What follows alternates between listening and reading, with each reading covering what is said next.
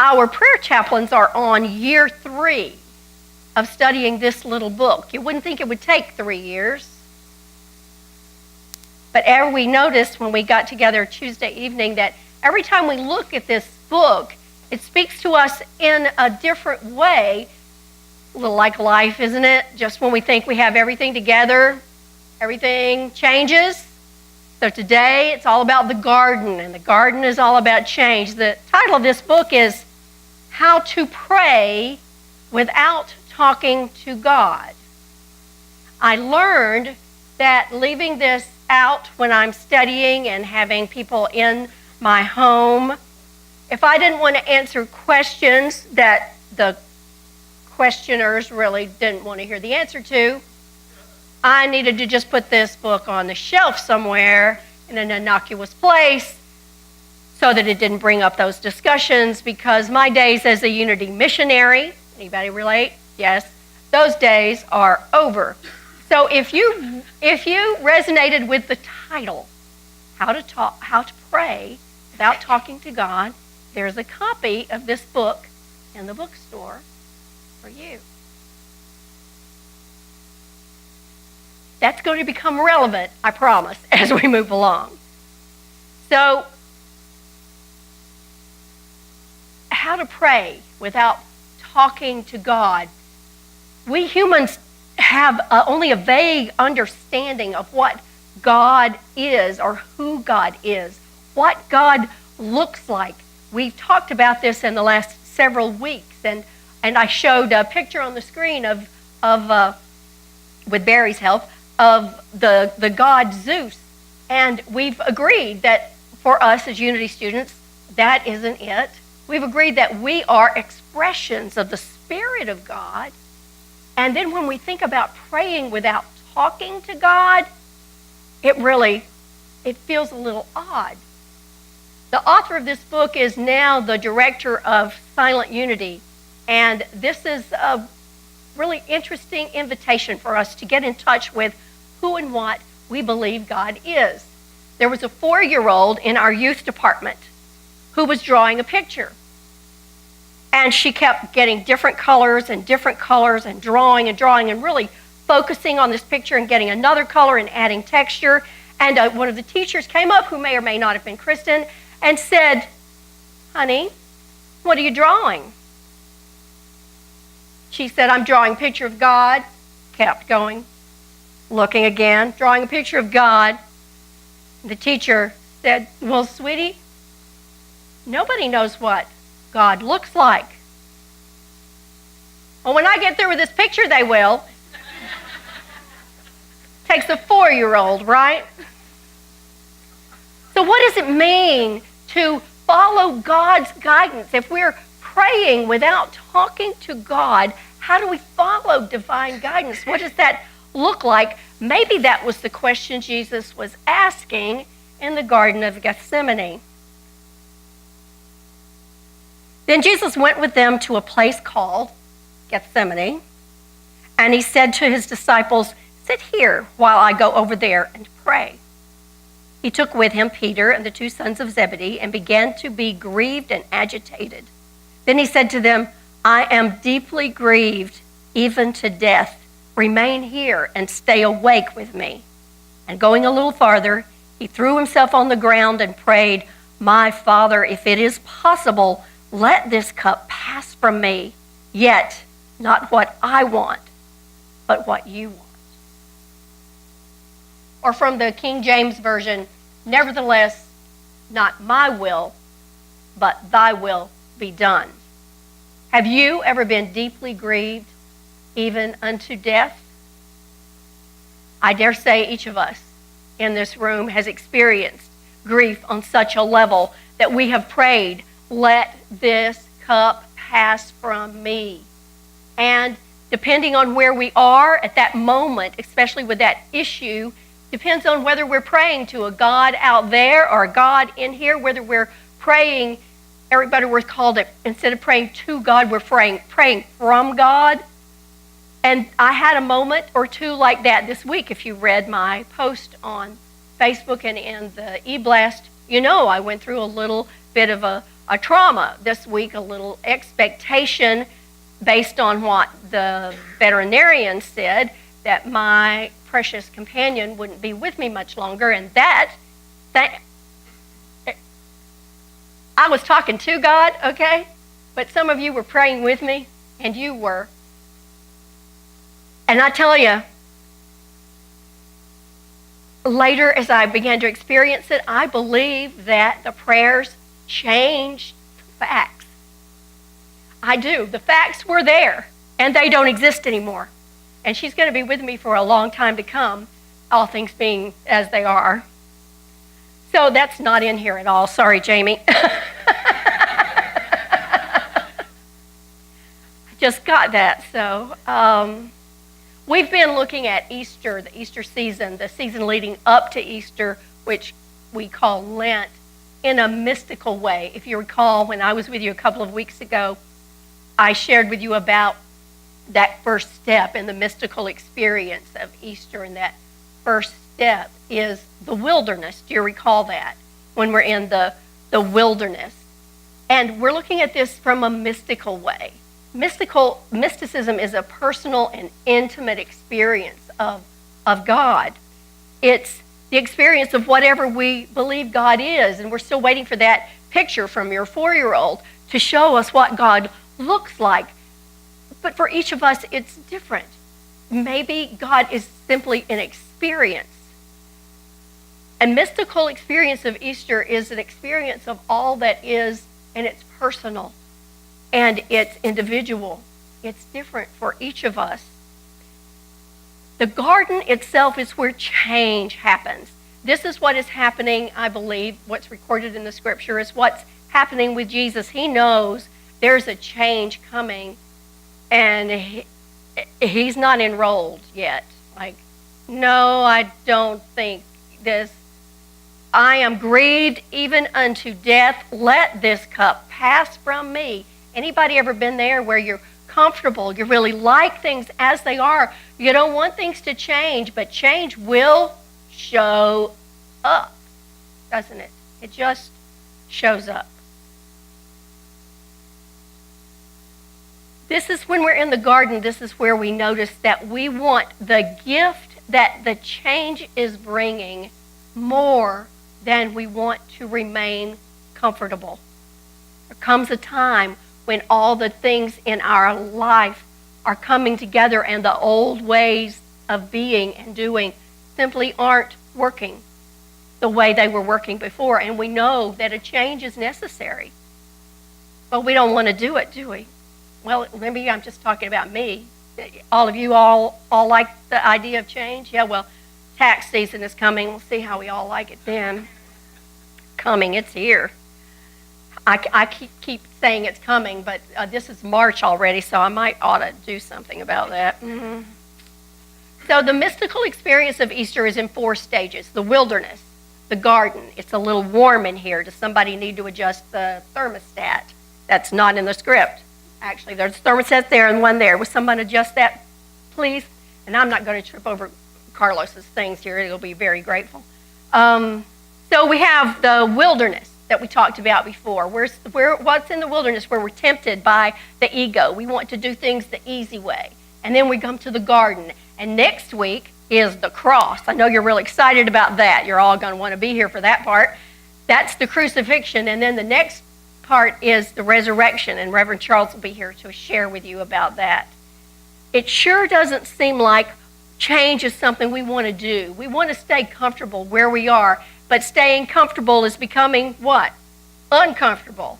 Comfortable's not working for us anymore. So those old ways of being and doing, they're not working anymore. And we know we need to change. But we also know that we are not alone. Because in us is all the presence and power of Spirit. We affirm that after our Sunday celebration each week. The presence of God watches over me. And what's the response? I am the presence of God. And because we have that in us, as us, we know we're not alone. And we can move through this change, and we've moved through changes before. How many of us have had more than one career? How many have had more than 2? How many have had more than 3? Yep, still hands. More than 4. More than 5. More than 6. Am I the only one? I'm telling you, change is fun. No, I'm not telling you, I'm telling me, because change is coming for me. It is coming for me, and you all know that. So as we sang in our hymn this morning, we come to the garden alone. We're alone with our thoughts, but we're alone, and in our aloneness, we're alone with our God self. All the presence and power of God is there with us. And we hear the small voice, and we know that whatever that next step is for us, we don't have to know the whole path. If you ever wanted to know the whole path first before you step, me, I did. Anybody see the Indiana Jones version when he steps out on the thing and right? It's kind of like that, isn't it? Yeah. Nobody could relate to that. All right. Are you there with me? Okay. Thank you, Miriam. Right. So it's all about faith. He's going after the Holy Grail, right? And you have to have faith to know that each stepping stone is going to come when it comes. One step at a time. One day at a time. One moment at a time. We're in the garden, and we become aware of that presence in us that is coaching us through the change. Now, the garden isn't the end of the process. Then comes crucifixion, and we're at the garden, and in some areas of my life, I'm in the garden. In some areas of my life, I'm in the crucifixion. In some areas of my life, I've already risen above all this. And in some areas of my life, I'm still in the wilderness, and whatever there is before the wilderness, I haven't even been baptized yet. In some areas, but our lives are like that, aren't they? Life is for living, for experiencing. And once we've got it all together, here's a clue as to whether you've got it all together. Reach your right hand out and touch your, your left wrist. Can you feel that? If you can feel that, you still have a body. So you're not done yet, in case you were thinking you might be.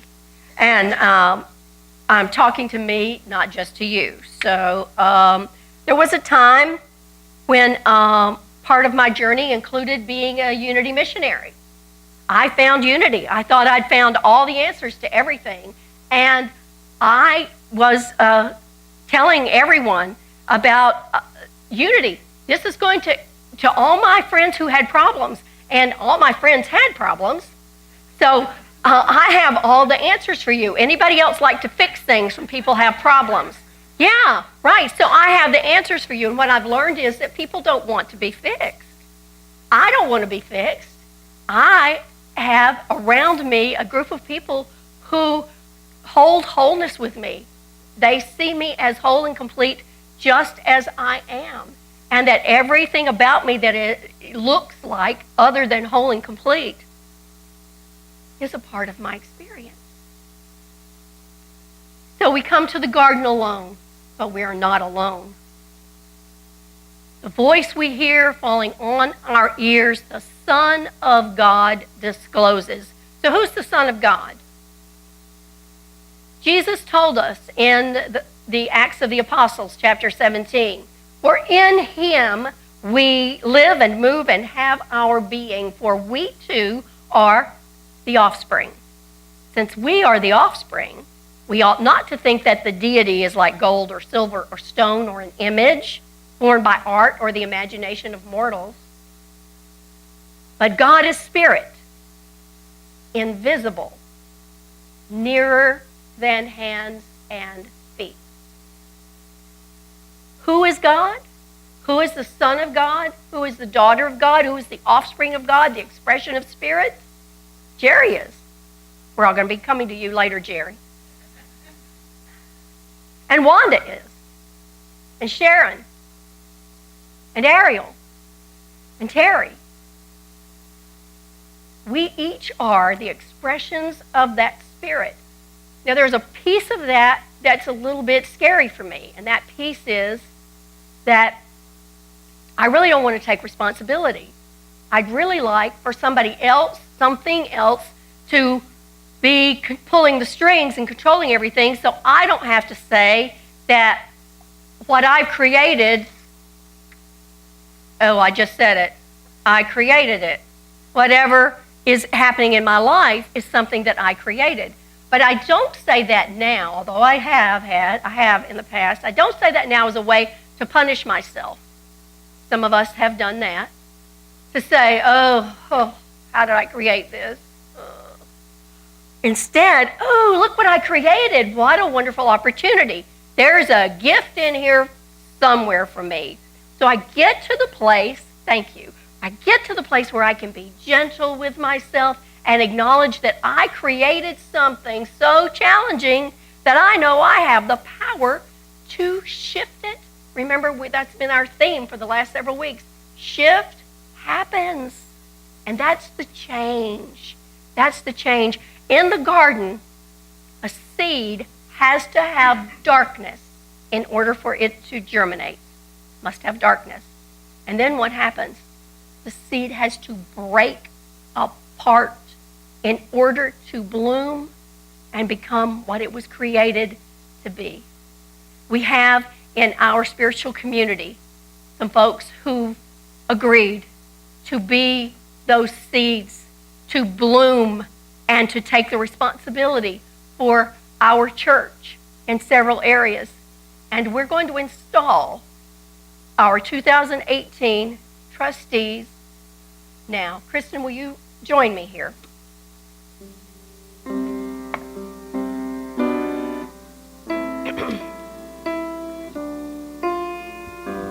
Today, it is our joyous privilege to present our Board of Trustees for the year 2018. Aptly named trustees, they are truly entrusted with the challenge of balancing the principles of relative truth, which change day by day, in our physical experience, with absolute truth, which is unchanging and eternal. We are blessed to have a board membership that is well grounded in truth principles, supportive of our spiritual needs, and capable of providing the stewardship necessary to maintain our physical facilities and our policies and to carry out the desires of our members. Although I am serving temporarily as your interim spiritual leader, I am honored, along with Kristen Knight, our Director of Youth and Family Ministries, to install this board who will serve with Reverend Charles upon his return. Each of these members has shown themselves to be spiritually focused, capable, and cooperative with the co-creative activity of spirit. I ask each of you to step forward as your name is called. Please take a candle from the table and light it from the Christ candle, and then join us here on the platform. Will Turner.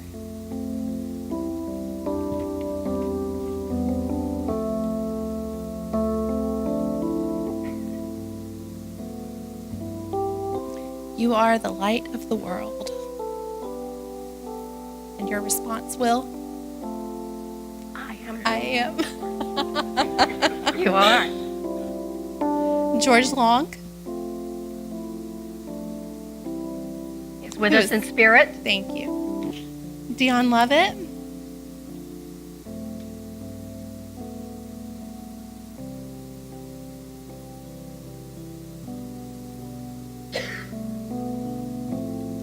You are the light of the world.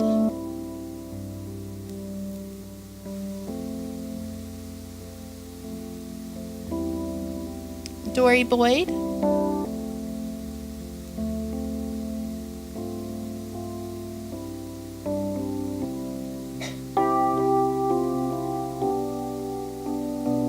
You are the light of the world.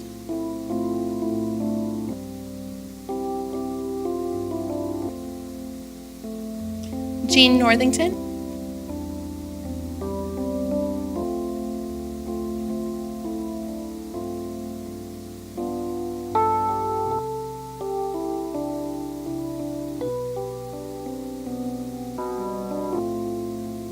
You are the light of the world. Miriam Newman.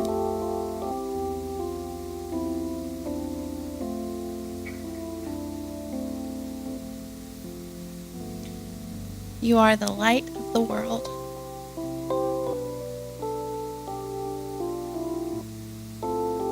And Christina Bullock, who is here with us in spirit. So trustees, will you follow me off the platform and around to affirm from the screen your commitments for 2018. Affirm them together, please.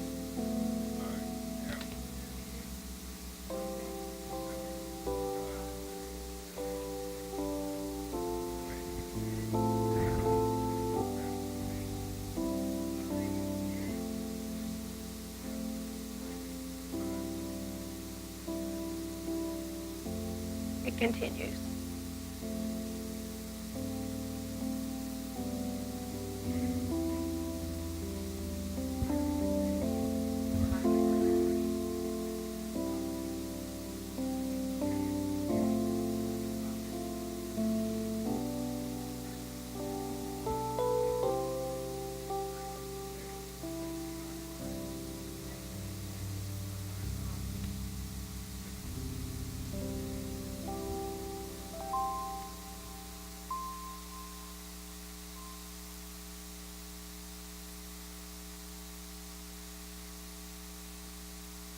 There's more.